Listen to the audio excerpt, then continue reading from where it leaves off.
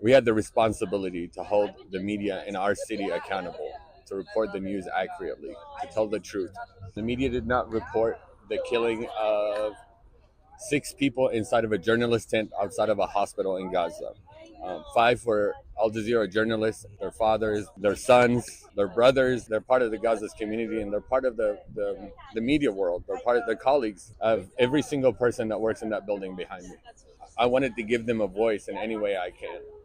Shame, shame, shame on you. Shame, shame, shame on you. Fight for Israel, what you do.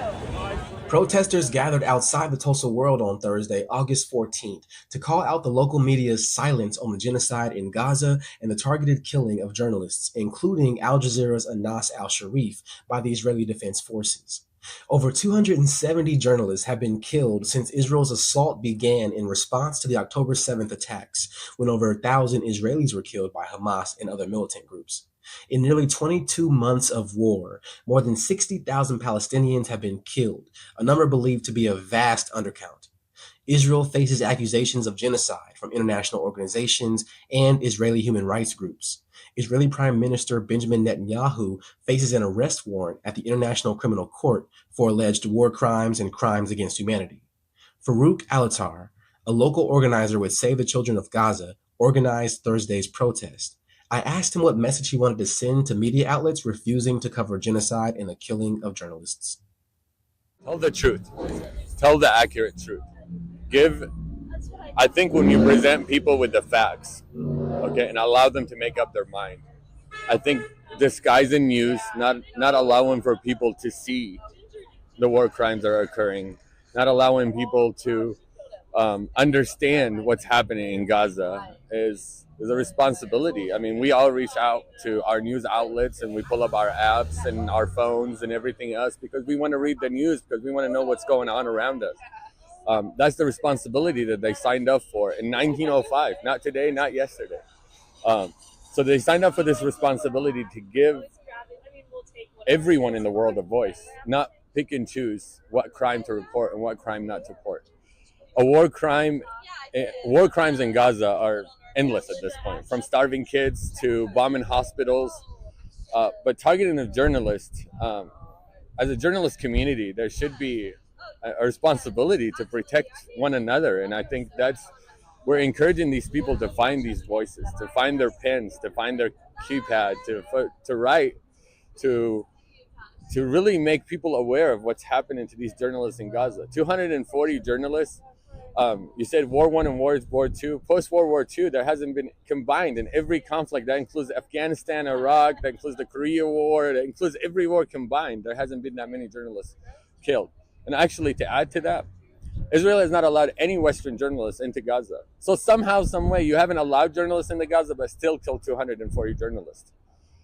That is an obscene amount, like unimaginable, honestly. The Israeli government is committing a genocide. And this isn't political, this is just a fact of it. According to the United Nations, according to all the World Health Organizations, according to Doctors Now, World Kitchen, I mean, any reliable source that we've set up since World War II to protect people from something like this happening ever again has reported a genocide, yet we stand in silence. From the river to the sea. From the river to the sea. Palestine will be free. Palestine will be free. I think some of the strongest voices, some of the loudest voices in this movement to stop this genocide has been Jewish and Israeli voices. They are putting faith to the side. They are putting religion to the side. They're putting politics to the side. They're putting everything to the side, and they're tapping into their human side of them and saying killing children is wrong. Murdering journalists doing their job is wrong. They're truly becoming the bright voice in the movement to stopping this genocide. And if I have any message for them, is please continue to do it and continue growing. We have Jewish members a part of our group here today. They're protesting against this genocide, and that's so important to us. I was asked before why protest, right? I protest for many reasons, but there's a story that lives in me, truly lives in me. I have a friend named Salah that lives inside Gaza. He has 8 children. His wife and his oldest child were murdered during that genocide. And he was left with 7 children to take care of. And he received a call from the IDF telling him they're going to bomb the building that he's staying in. And he called me crying, and it's hard not to get emotional whenever you're speaking about that particular thing. The story. He called me crying, saying, I have 2 hands and 7 kids. Who do I pick to save first? Who do I get out of the building first? That story really resonated with me is because I take a 3-year-old to daycare every day. And that takes 15 minutes just to get out of the house. Between grabbing everything on the way out, between the I'm hungry, I'm thirsty, or whatever. And I'm sure every parent that's getting to listen to this is going to feel the same exact way, because it is that. Raising kids is work. Can you imagine raising kids in a war zone? Can you imagine being responsible for their life? Can you imagine trying to run 7 kids out of a building while a bomb was coming to destroy everything you've ever owned? He literally left that building with absolutely nothing, no clothes, no anything at all. And the biggest problem is every day he wakes up and he doesn't know if he can provide food for them to eat, or they're going to go hungry for days on end. This isn't a political issue. This isn't a religious issue. This is truly a humanitarian issue. These are the indigenous people of that land, and they have the right for a future and to thrive and to grow and do everything, just like any other child in Tulsa or any other city in America. They have that right, and they should be given the opportunity to have that right. And I hope our organization and the people that we brought out here today gives them a voice, even for just 2 hours on a Thursday afternoon. For Palestine we speak! For Palestine we speak! End the killing, end the fear! End the killing, end the fear! That's what's outrageous, to be able to do this in such a brazen way, almost boasting about it, with no accountability or with complete impunity, is really scary. I mean, how can anybody really be boasting about killing, number one, but also the free press makes it especially serious. And this is state-sanctioned violence. In other words, this is violence by a state. So we have to hold political entities accountable. And of course, much of the weaponry there is funded by the United States. So that's coming directly from us as taxpayers in the United States. So we want to say absolutely unacceptable and not in our name. We are standing in solidarity with people all over the world that are raising their voices. Unfortunately, because the media doesn't cover it, we don't know this. Unless you're really paying attention, you don't know that people are outraged all over the world. This is us representing in Tulsa, but I mean, there are demonstrations everywhere. People just are just so sickened over what is happening, the starvation of people in real time. We see it happening. My fear is that if they get a green light to do that, who's to say they won't do it here? And it is coming here, I feel like, and a lot of people see something very ominous coming. So we want to raise our voices while we still have the right to protest, to raise our voices peacefully. We're just on a public street, but we chose the Tulsa World because it is the oldest kind of media outlet in our city. It represents the city. It's the Tulsa World. And so we followed this carefully. They didn't post at all about the murder of the journalists, and we just thought that they should have at least covered it. So their silence is kind of a type of complicity in our view. I definitely want to see a free Palestine in my lifetime.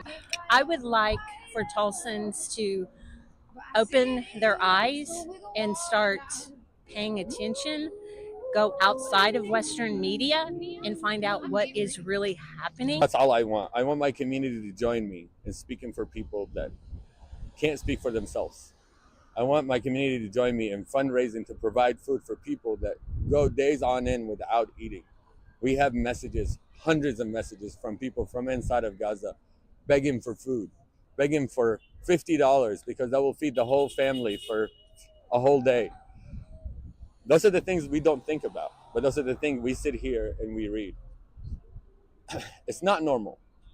It's absolutely not normal to watch a genocide on TV and then get up and go hang out with your friends or go to work or not have that linger in your mind for the rest of the day. our life should be affected by it as much as their life affected by it. And we have the power to do something about it. We live in a free country where we could protest things that we're against, as long as we do it peacefully. And we intend to continuously to peacefully protest until the people of Gaza have a future and a right to exist. This is my will and my final message. If these words reach you, know that Israel has succeeded in killing me and silencing my voice. First, peace be upon you and Allah's mercy and blessings. Allah knows I gave every effort and all my strength to be a support and a voice for my people ever since I opened my eyes to life in the alleys and streets of the Jabalia refugee camp.